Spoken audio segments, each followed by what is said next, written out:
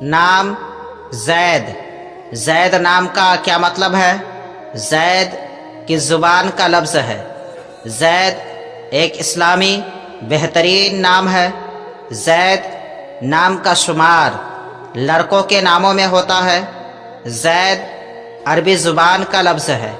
زید نام کا مطلب ہے اضافہ، زیادتی۔ سرکار دو عالم صلی اللہ تعالی علیہ وسلم کے منہ بولے بیٹے کا نام زید ہے، زید بن حارثہ رضی اللہ تعالی عنہ۔ انگریزی الفاظ ZAID، زید۔ نام زید زبان عربی، معنی اضافہ، عدد نمبر 3۔ نام رکھے محمد زید، زید عالم، زید احمد، زید حسین، زید حسن، زید علی، زید اختر۔